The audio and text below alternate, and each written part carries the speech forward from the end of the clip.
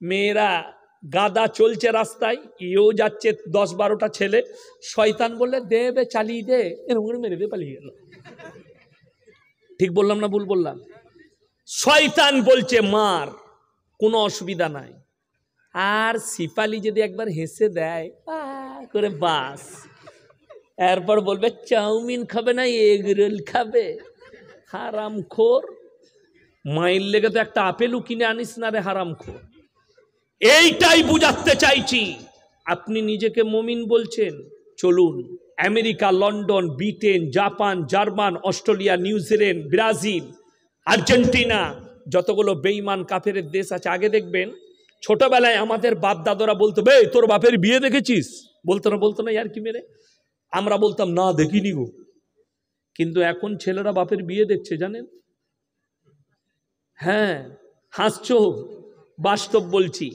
এ যুবকরা শোনো, যারা লিওনেল মেসির ফ্যান আছো, যারা আর্জেন্টিনার ফ্যান আছে, হারামখোর আবার খেলার সময়, বিশ্বকাপের সময় গ্রামে আবার আর্জেন্টিনার ঝান্ডা টাঙায়। যেমন ছেলেরা, যুবকরা, আমরা জলসায় গেলে বলে হুজুর একটা সেলফি লুব, ফটো তুলছে আমার সাথে, আর চুল কেটেছে শুয়োরের মাথার মতো। ঠিক বললাম না ভুল বললাম? হ্যাঁ, ফটো তুলছে আমার, চুল কেটেছে শুয়োরের মাথার মতো, বলছে আমি নবীর উম্মত, কিন্তু ভক্ত হচ্ছে মারাদোনা, ভক্ত হচ্ছে মেসি। শুনেলেন? দিয়েগো মারাদোনা ফুটবল সম্রাট, যাদের কাছে গুগল আছে সার্চ করুন। সে যখন তার স্ত্রীকে বিয়ে করতে গেছে, তার 9 বছরের মেয়েকে নিয়ে, মানে বিয়ের আগে 9 বছরের ছেলে হয়ে গেছে। পশ্চিমী দুনিয়ার একটা জিনিসের নাম রেখেছে নোংরা, জিনার নাম কি রেখেছে জানেন? রিলেশনশিপ। এটা পশ্চিমী দুনিয়া তৈরি করেছে। কি? রিলেশনশিপ। আমার মায়েরা, কচি কাচারা, যারা কলেজ ইউনিভার্সিটিতে পড়েন, তারা শুনে যান। তোমরা যে বলছো রিলেশনশিপ, এটা ইসলামী শরীয়তে হারাম। আমাদের কাছে আবার ফতোয়া লাই, হুজুর প্রেম করা জায়েজ নাই। কে বললো বে জায়েজ নেই? প্রেম করা জায়েজ আছে, কিন্তু তুই যেটা ভাবছিস ওটা হারাম। মায়ের সঙ্গে প্রেম কর জায়েজ আছে, বোনের সাথে প্রেম কর জায়েজ আছে, বিবির সাথে প্রেম করো জায়েজ আছে, বাপের সাথে প্রেম করো জায়েজ আছে, প্রতিবেশীর সাথে প্রেম করো জায়েজ আছে। কিন্তু ওই বর্তমানে গুলাববাগ পার্কে গিয়ে আই লাভ ইউ, আই তোর কোলে মাথা দিয়ে শুভ, ওটি হারাম। হ্যাঁ, কথা খুব খারাপ লাগবে, কিন্তু ডেঞ্জার কথা বলছি। এই পার্কগুলো, এগুলো ভদ্র জিনাখানা। আপনারা মনে করছেন শুধু বর্ধমানের মহাজনটলিতে খারাপ কাজ হয়? তার থেকেও খারাপ কাজ পার্কে হচ্ছে। যারা মনে করেছেন শারীরিক সম্পর্কটাই জিনা, তাদের ভুল হয়েছে। না, চোখের জিনা, হাতের জিনা, মুখের জিনা। ওই জন্যে তো ইসলামে মেলা হারাম। মেলা কি হারাম? কেন হারাম? পর পুরুষ আর পর নারী এক কাছে হলে 3য় নম্বর যে এন্ট্রি মারে, তার নাম হচ্ছে শয়তান। মেয়েরা গাদা চলছে রাস্তায়, ইও যাচ্ছে 10-12টা ছেলে, শয়তান বললে দেবে চালিয়ে দে, এরকম মেরে দিয়ে পালিয়ে গেল। ঠিক বললাম না ভুল বললাম? শয়তান বলছে মার, কোনো অসুবিধা নাই। আর সিপালি যদি একবার হেসে দেয় করে বাস, এরপর বলবে চাউমিন খাবে না এগ রোল খাবে, হারামখোর। মায়ের লেগে তো একটা আপেলও কিনে আনিস না রে হারামখোর। এইটাই বুঝাতে চাইছি। আপনি নিজেকে মুমিন বলছেন, চলুন সর্বপ্রথম নামাজি সবাই হবেন, হাত তুলে বলুন ইনশাআল্লাহ। যুবক দিকে বলছি, নামাজ কেউ ছাড়বেন না জীবনে। 2য় নম্বর, ওয়াল্লাযীনা হুম আনিল লাগবি মুরিদুন, তারা সমস্ত রকমের গুনাহ কাটা থেকে নিজেদিকে বঞ্চিত রাখে। সবাই গুনাহ থেকে বঞ্চিত হবেন, জোরে বলুন ইনশাআল্লাহ। হ্যাঁ, মানুষ ভদ্র পাপও করছে। আমি আপনাদিকে বলে যাচ্ছি, ছেলের মেয়ে দেন কিংবা মেয়ের মেয়ে দেন, ইমামকে রাখেন, এলাকার একটা আলেমকে বস করিয়ে রাখেন, যাতে কোনো হারাম কাজ আমার ছেলের বিয়েতে না হয়। আমার ছেলের বিয়ের দিন ঠিক হচ্ছে, কোনো হারাম কাজে যেন লিপ্ত আমরা না হয়ে যাই, এই জন্য একটা আলেমকে বস করাচ্ছে। আমাদিকে বস করাবেন না। কেন? মৌলবীকে বস করালেই বিপদ তো। এই আমার গ্রামে একটা আমার আত্মীয় বিয়ে ঠিক করতে এসছে, আমাকে ফোন করলে, তখন জলসা ছিল না, ওই বর্ষার সময়, বললে হুজুর আপনি আসবেন? আমি আসর পরে যাব, তোমরা এখন খাও, আসর পড়ে যাবো, আমি ডায়েরি নিয়ে গেলাম। তো বললে হুজুর ডায়েরিটা দেখুন, ফাল্গুন মাসে বিয়ে দেবো। আমরা ভালো জিনিস, খুললাম। আমরা ফাল্গুন মাসে প্রথম সপ্তাহে শনিবার বিয়ে দাও, রবিবার অলিমা, আর সোমবার মেয়ে জামাইকে নিয়ে আসবে। কি বললে জানেন? হুজুর বাইরে থেকে আসি।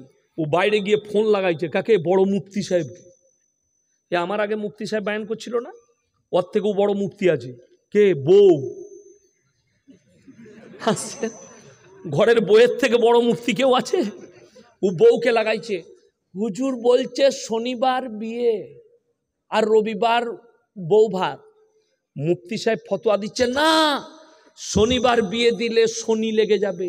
আমি বলি, হ্যাঁ বে, শনিবার তোর বাপ মরে গেলে রেখে দিতে হবে তো, তোর বাপের কবরে শনি লাগবে না?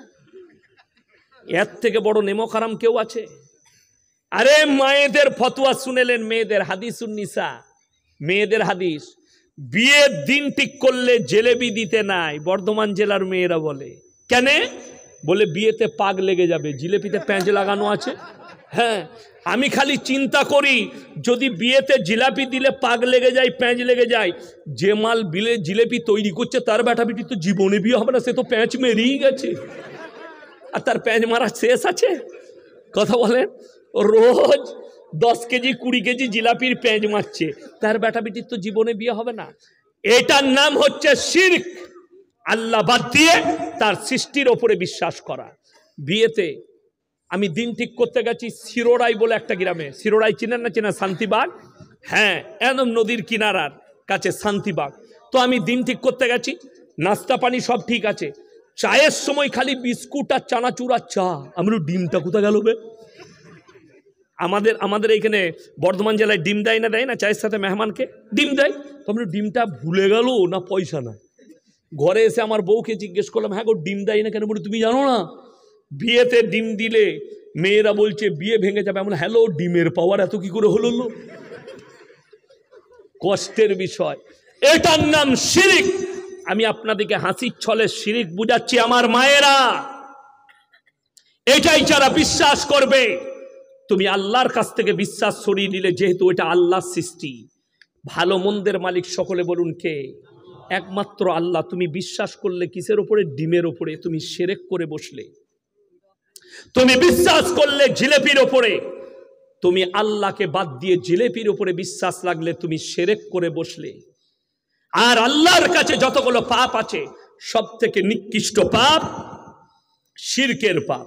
যেমন আমাদের দেশে মায়েরা সব থেকে বেশি মরা ঘরে ভিড় লাগায় কেন? মাছে আলু খাবার লেগে, গোশে আলু খাবার লেগে। আমি বললি খারাপ মৌলবি, আমি বললি মৌলবি জানে না। এই 40 দিনে মিলাদ দেয়, আত্মীয় স্বজনরা নতুন কাপড় জামা নিয়ে আসে। আপনাদের আনে না? আনে না? আনে। কিছু কিছু আনলে গুনাহ নাই। একদম সম্পূর্ণ হারাম আর অইসলামিক কালচার। আমি বলে যাচ্ছি, কেউ যদি আত্মীয়তা বলে যে আমার ঘরে নতুন কাপড় নিয়ে এলো না, বলবেন সম্পর্ক রাখতেও পারো, ছিন্নও করে নিতে পারো, এই বেদাত কাজ আমি করব না। সকলে জোরে বলুন ইনশাআল্লাহ। নতুন কাপড় জামা, এবং কারু যদি বাম মারা যায়, আত্মীয় স্বজনকে বলে দিবে কেউ কাপড় জামা নিয়ে আসবে না আমার বাবার দুয়ার মজলিসে। যদি কাপড় জামা নিয়ে এসো, আমার বাড়ি এসো না। মেয়েদের ফতোয়া শুনবেন, বাম মরে গেছে, রোজার মাসে 10টা রোজাই, না হলে 15টা রোজাই। কি বুঝলেন? ছেলে দিকে বলছে, বাপ তোর বাপ মরে গেল, বাপ ঈদের দিনে নতুন জামা কাপড় পরতে নাই বাপ। আমি বললো, শালা এত বড় মূর্তি কোথা থেকে হলো? ঈদের দিনে নতুন জামা কাপড়? ঈদের আগের দিনে যদি তোমার বাপ মরে যায়, আমি মৌলবি শওকতের বেটা বললাম, তুমি ঈদের দিনই নতুন জামা পরে যাবে। দুঃখ আলাদা, ঈদ আলাদা, মাথায় রাখবেন। কে বললে পড়তে পাবে না? যদি বলে এরপর দুঃখই, আমার দুঃখ আছে মনেতে, জামাই কিনা হলো না, চলো পুরনো জামাটাই পরে ঈদ পরে নিলাম, ওটা জায়েজ আছে। সময় হয়নি কিনার, বাপ মরে গেছে বলে, বাপ ভর্তি ছিল বলে, ওটা আলাদা বিষয়। কিন্তু কেউ যদি বলে বাপ মারা গেছে বলে নতুন জামা পরা যাবে না 40 দিন, এইটা সম্পূর্ণ বেদাত, এবং এই বেদাত হচ্ছে ভ্রষ্টতার দিকে নিয়ে যাবে মানুষকে। আপনাদেরকে এটাই বলে যায়।